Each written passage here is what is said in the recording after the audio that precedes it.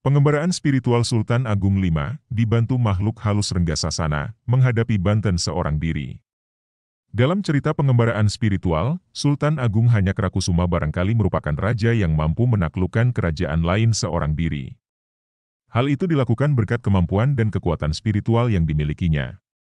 Suatu saat prajurit Sandi Mataram yang berada di pesisir utara Jawa Barat melaporkan bahwa dia sudah beberapa bulan terakhir ini melihat persiapan-persiapan yang dilakukan prajurit kerajaan Banten.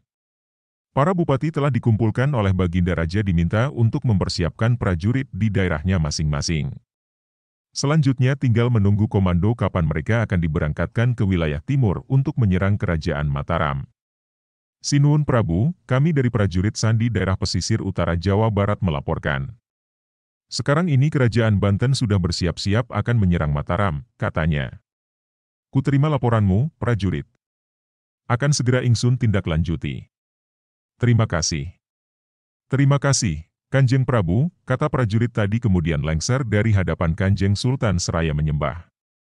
Setelah menerima laporan tersebut, Kanjeng Sultan akan membuktikannya sendiri dengan kunjungan rahasia ke kerajaan Banten.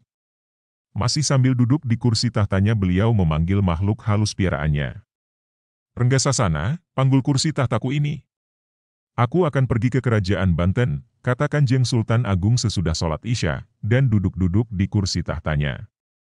Sendika dawuh, Kanjeng Prabu, jawab Renggasasana. Dipanggulnya kursi tahta Baginda Raja itu kemudian dia melesat terbang. Berkelabat di angkasa mengikuti arus angin bertiup cepat sekali bagai anak panah lepas dari busurnya. Kira-kira jam 8 malam sudah sampai di atas hutan Lebak.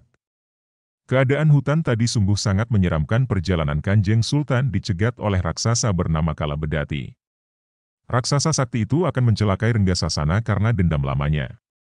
Kedua makhluk halus itu memang sudah berseteru sejak lama, entah karena masalah apa tidak disebutkan.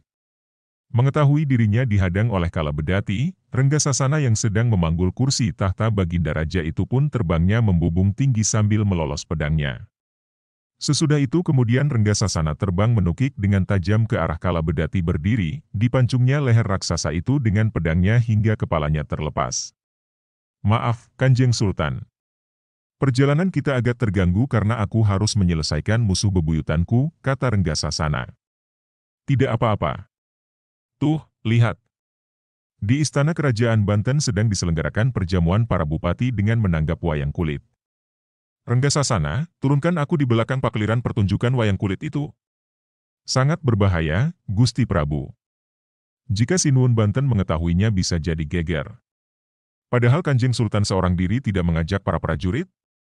Turunkan aku bersama kursi tahtaku, Sultan Agung membentak marah. Renggasasana terpaksa terbang menurun, menembus atap, lalu mendaratkan Kanjeng Sultan Agung yang duduk di kursi tahtanya di belakang pakliran. Aroma harum menyeruak memenuhi semua ruangan di istana kerajaan Banten, menusuk-nusuk hidung setiap orang. Para hulu balang raja yang duduk di serambi juga mencium bau harum yang tidak mereka ketahui asal-usulnya. Bulu kuduk mereka meremang, tenaganya mendadak menjadi lemas, tulang belulangnya seperti remuk redam. Para prajurit yang berjaga-jaga juga tidak berdaya oleh aroma wangi yang meresap memasuki rongga dadanya. Kanjeng Sinuhun Banten dan para adipatinya ternyata telah mengetahui ada kursi tahta yang turun dan diduduki seorang pria yang tampan, sekarang berada di belakang pakliran. Kursi itu nampak mengeluarkan cahaya yang berkilauan dan wajahnya orang yang duduk itu kelihatan berseri-seri. Sinuhun Banten lalu turun dari singgasananya dan mendekati Kanjeng Sultan Agung lalu duduk membungkuk di hadapan Kanjeng Sultan Agung.